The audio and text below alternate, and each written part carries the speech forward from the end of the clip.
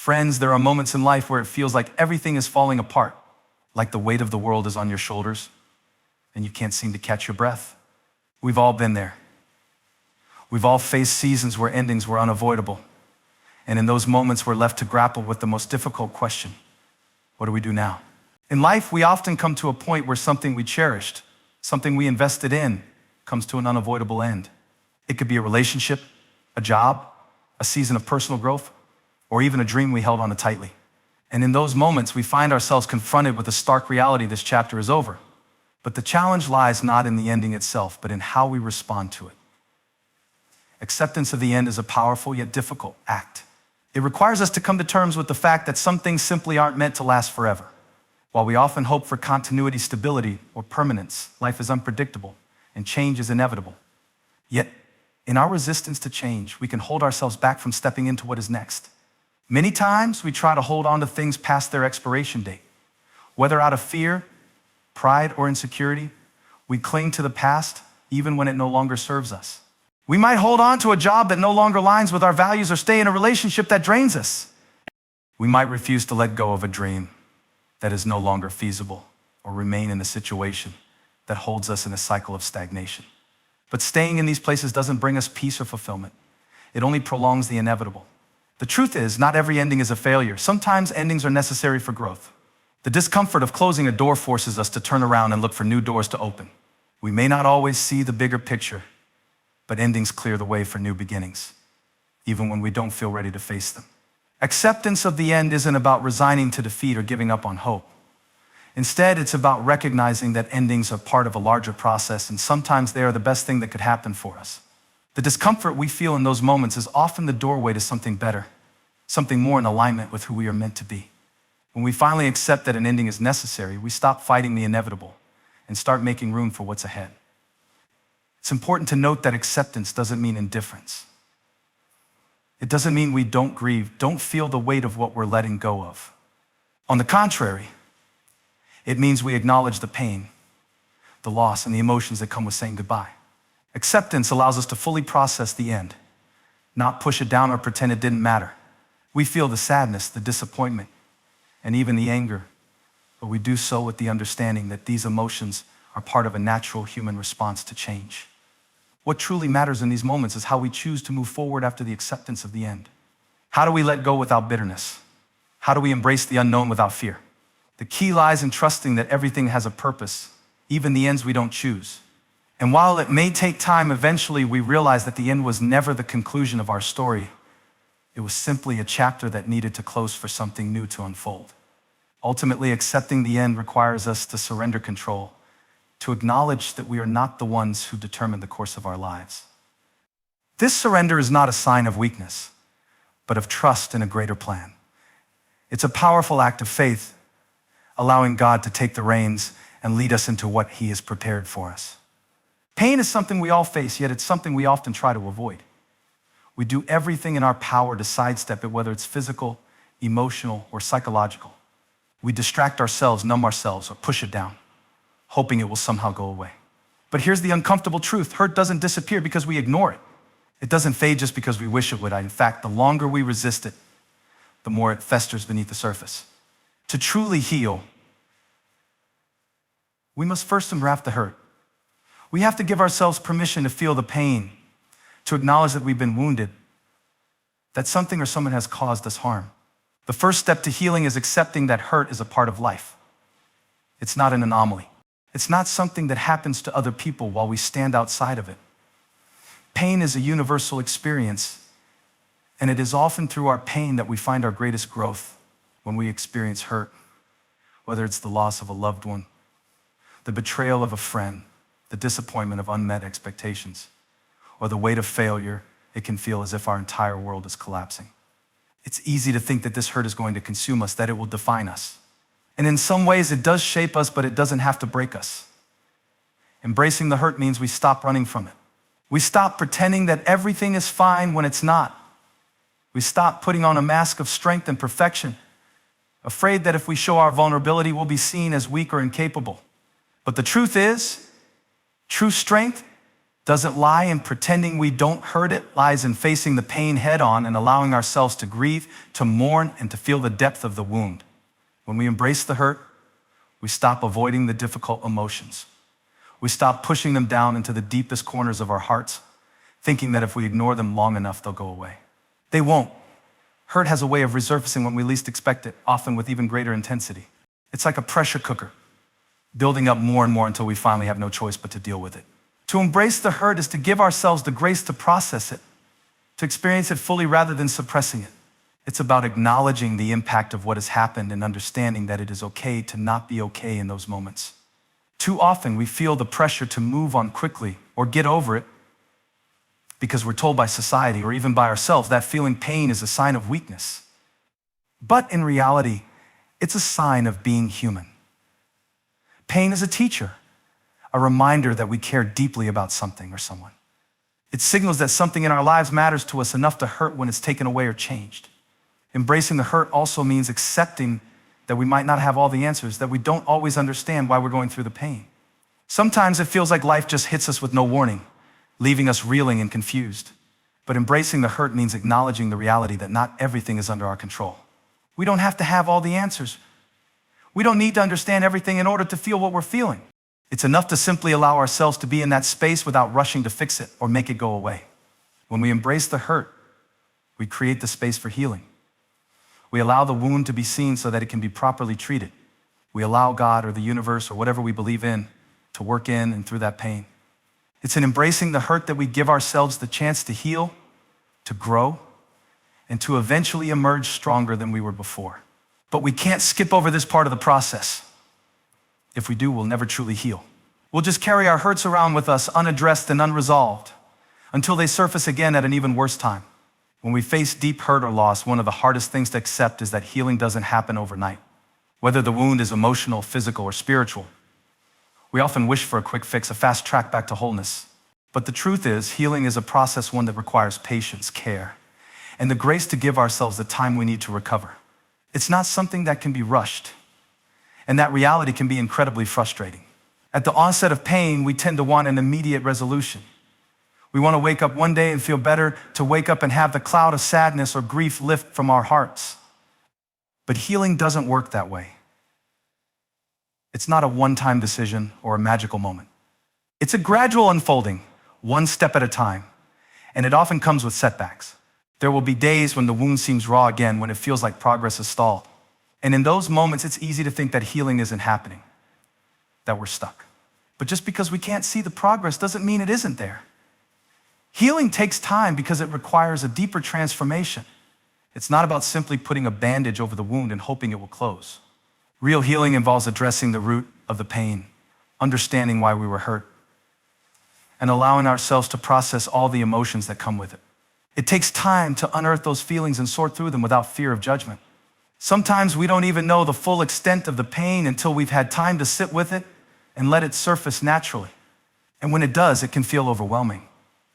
But in those moments, we must remember that this is a necessary part of the healing journey. The discomfort, the emotional upheaval, is not a sign that we're failing, it's a sign that we're healing. Like the body healing from a physical injury, there may be moments when the pain seems to intensify, especially as we stretch or move in new ways. But this is the body's way of rebuilding itself, of growing stronger. Similarly, emotional healing involves periods of discomfort as we stretch beyond our old wounds and create space for new growth. It's all part of the process. Moreover, healing doesn't happen in a linear fashion. It's not a straight path from pain to wholeness. Some days will feel like you've made significant progress, while others will feel like you're back at square one. This can be discouraging. We want a clear, direct route, but healing isn't always predictable. The timeline varies from person to person, and there's no magic formula for how long it will take. Some wounds take longer to heal, while others may close more quickly, and that's okay. We have to honor our own timeline and not compare our progress to others. Just because someone else seems to be moving forward faster doesn't mean their forward is better or more complete. It's simply their process, and your process is unique to you. Sometimes healing takes time because it requires us to rebuild trust in ourselves, trust in others, and trust in the world around us. When we're hurt, that trust is fractured, and it doesn't just come back instantly. Rebuilding trust is like repairing a broken bridge. It takes time, effort, and the willingness to be vulnerable again. This process cannot be rushed, and forcing ourselves to move on too quickly can often result in more harm than good. Finally, healing takes time because it's a journey of rediscovery. It's not just about recovering from the pain, but about finding new strength, new purpose, and new ways of being. As we heal, we learn more about ourselves, our resilience, and the depths of our own capacity for growth. We learn how to cope with pain in healthier ways and how to live with more intentionality. It's a process of becoming, not just healing. And like any journey worth taking, it requires time, patience, and a deep trust that every step forward, no matter how small, is a step toward wholeness. Letting go of the past is one of the most difficult, yet necessary, steps in moving forward in life. We all carry pieces of our past with us, memories, experiences, relationships, and decisions that shape who we are. While our past can serve as a foundation for growth, it can also weigh us down if we don't learn how to release what no longer serves us. The challenge is not in remembering the past, but in not allowing it to control our present and future. For many of us, the past holds both moments of joy and pain. The triumphs are easy to celebrate, but the wounds often feel harder to release. We hold on to old hurts, grudges, and regrets, thinking that somehow, by holding on to them, we can make sense of what happened. We may replay painful experiences over and over in our minds, asking ourselves, what if or why me? But no amount of rehashing can change the past. No amount of wishing can undo the mistakes or losses that have occurred. What we are left with is the choice to let go and allow ourselves the freedom to move forward. The difficulty in letting go of the past often lies in our attachment to it. Our memories, whether good or bad, become part of our identity. We tell ourselves stories about who we were and how we became who we are. These stories provide comfort even when they are painful. But the problem arises when we start to identify too strongly with those past experiences, as if they are the final definition of our worth or potential. We begin to think, this is who I am because of what happened to me, instead of realizing that we are more than our past. Letting go doesn't mean forgetting. We're not called to erase our history or ignore the lessons learned from past experiences. Letting go is about freeing ourselves from the emotional and psychological hold the past has over us. It means acknowledging the pain, the mistakes, and the people who hurt us, but choosing not to allow those things to dictate our future. It's about shifting our perspective so that we don't let the shadows of yesterday block the light of today and tomorrow. Sometimes we're reluctant to let go because of the fear that doing so means we're forgetting the people or moments that once held great significance in our lives. We may fear that releasing the past means losing a part of ourselves, but in reality, holding on too tightly to the past prevents us from fully experiencing the present and embracing the possibilities of the future. Our past, no matter how painful or beautiful, is a chapter in a larger story, and that story is still unfolding. We can honor the past without letting it define our future. Letting go of the past also requires us to forgive not only others, but ourselves as well. We often struggle with letting go because we hold on to guilt, shame, or anger. We feel as though we can't move forward until we've corrected our mistakes or until others have apologized for their wrongs. But forgiveness is not about excusing the hurt. It's about releasing the hold that resentment and bitterness have over us. It's about recognizing that holding on to those feelings does more harm to us than it does to anyone else. When we forgive, we free ourselves to step into a new season of life, unburdened by the weight of past offenses. Letting go of the past is also about embracing change. Sometimes we resist letting go because we fear the unknown, the change that comes with leaving behind what we've known. The past, even when it was painful, is familiar, and that familiarity can feel safer than stepping into the uncertainty of the future. But change is inevitable, and while it may feel uncomfortable at first, it is also the path to growth. Letting go of the past opens the door to new experiences, new relationships, and new opportunities. The process of letting go is not always quick or easy. It's a journey that requires patience and grace. There may be moments when we feel like we've moved on, only to find ourselves revisiting the past again. But each time we choose to release it, we move one step closer to freedom. And in that freedom, we find the space to become who we are meant to be, unshackled by what has been. Understanding and trusting God's timing can be one of the most challenging aspects of our faith journey. We live in a world where everything is measured by the clock appointments, deadlines, goals, and expectations all revolve around time. In such an environment, it's hard to remember that God operates outside of our limited understanding of time. He is not bound by the ticking of a clock or the passing of hours and days. His timing is perfect, even when it feels inconvenient, frustrating, or mysterious to us. At the core of God's timing is the belief that He knows what is best for us. This is where we often struggle because we want things to happen on our own terms. We have our own timeline. And when things don't unfold the way we envision, it's easy to question whether God is really in control. When we face disappointment, delay, or a season of waiting, our first instinct may be to wonder if God has forgotten us or if we've somehow missed His plan. However, God's timing is never random and it is never late. It is always perfect. One of the most difficult aspects of trusting God's timing is that it often requires patience. Our culture prizes speed, efficiency, and instant gratification. But God's timing often calls for a different approach. Sometimes we have to wait longer than we want for things to fall into place, whether that's waiting for the right opportunity, the right person, or the right moment in our lives. These waiting periods are not signs of God's absence, but are instead opportunities for us to grow in faith, learn to trust, and develop the character needed to handle what He is preparing for us. God's timing is also about preparation. Often we ask God to open doors, but He may be waiting for us to grow, mature, or refine certain areas of our lives before He lets us step through those doors. We may feel ready, but God knows that there are things we need to learn or experiences we need to have to fully appreciate and steward the blessing He has for us. His delays are not denials, they are simply periods of preparation. What seems like a delay to us is often a time of equipping and building us up for the next season. The Bible is full of examples of God's perfect timing. Think of Abraham and Sarah waiting for years for a promised child, or the Israelites waiting for generations for their deliverance from Egypt. Even when it seemed like nothing was happening, God was at work behind the scenes, orchestrating events and moving people in the right direction.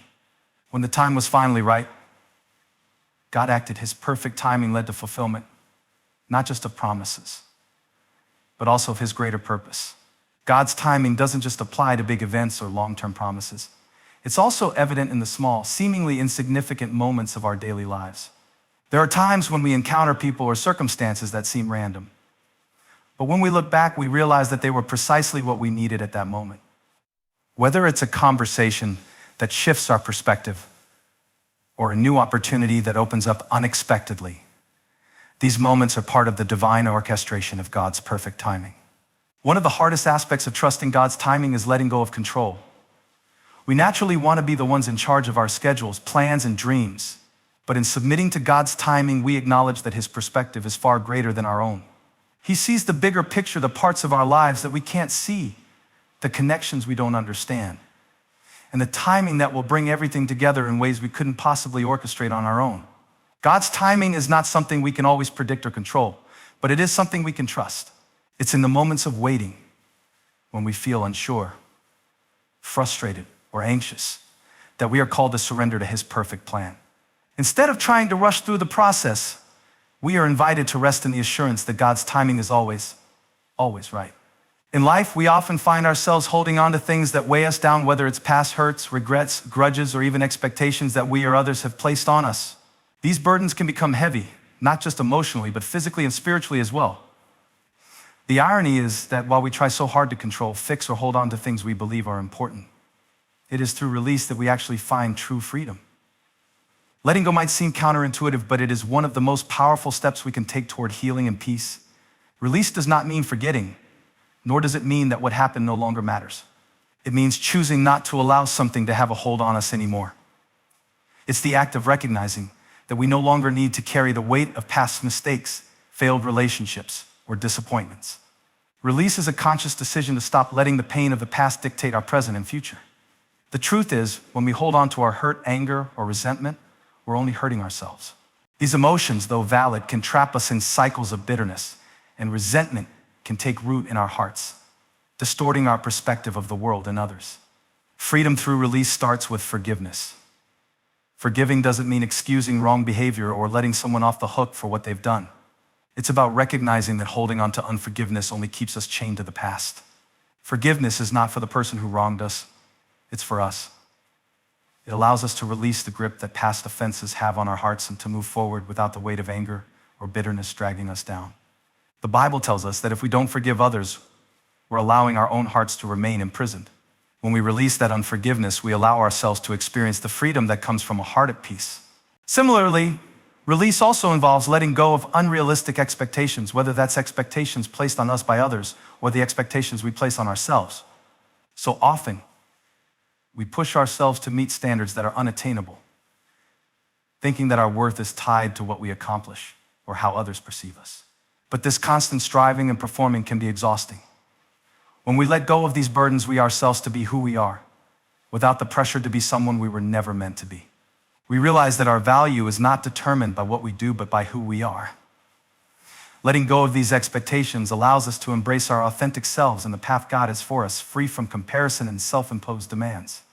Release is also about releasing the need for control. We like to think we have control over our circumstances, our futures, and our outcomes. But in reality, many things are outside of our hands. When we try to control everything, we become anxious, frustrated, and exhausted. Letting go of the need for control doesn't mean we stop making decisions or taking action. It means recognizing that there are things beyond our control and choosing to trust that God has a plan for us. Even in the moments when life feels uncertain, the release of control is a deep act of faith, acknowledging that we don't have all the answers, but trusting that God does. There's also freedom in releasing perfectionism. Many of us live with the pressure to always do things right, to have it all together, and to meet every expectation. This desire for perfection can rob us of the joy of living fully in the moment. When we choose to release the need to be perfect, we open ourselves to experiencing life with all its imperfections, knowing that God can use our flaws and mistakes for His greater purpose. In accepting that we don't have to be perfect, we give ourselves permission to embrace the beauty of growth, progress, and even failure as part of our journey. Releasing these burdens and letting go is not a one-time decision, but an ongoing practice. Every day, we must choose to release whatever holds us back from living fully, whatever keeps us shackled to the past, or whatever hinders us from walking in the freedom that God has for us. As we practice this release, we find that we are no longer weighed down by the things we once carried. Instead, we are free to walk in the peace, joy, and purpose that God desires for us. Through the release, we experience the freedom that comes from living fully in the present and trusting in God's plans for our future. New beginnings are both exciting and intimidating. They bring a sense of hope and possibility, but they can also stir up fear and uncertainty. Whether it's a new chapter in a relationship, a fresh start in a career, or a new season of personal growth, starting over requires us to step into the unknown. In these moments, faith becomes our anchor, the foundation that holds us steady as we face the challenges and opportunities that come with embracing something new. Faith in new beginnings is not just about optimism or hoping for the best. It's about trusting that God, who has always been faithful, is already at work in the unseen spaces, preparing the way for us. The Bible reminds us that God makes all things new, and that His plans for us are filled with hope and purpose. While we may not always understand how or why things unfold the way they do, we can trust that His timing and His ways are perfect. The first step in having faith in a new beginning is letting go of the past. It's hard to move forward when we're still holding on to what was, whether it's an old wound, a past failure, or a dream that didn't come to fruition. We must release the grip the past has on us. This doesn't mean forgetting or denying the importance of what we've experienced. It simply means that we are choosing not to let the past dictate our future. When we let go, we make space for new opportunities, new perspectives, and new growth. The freedom that comes with releasing the past allows us to step boldly into what lies ahead, knowing that God is with us every step of the way. Faith in new beginnings also requires a willingness to trust in the process. Starting something new often comes with a learning curve. There will be moments of failure, missteps, and moments when we feel inadequate. But it is in these moments that faith becomes a lifeline.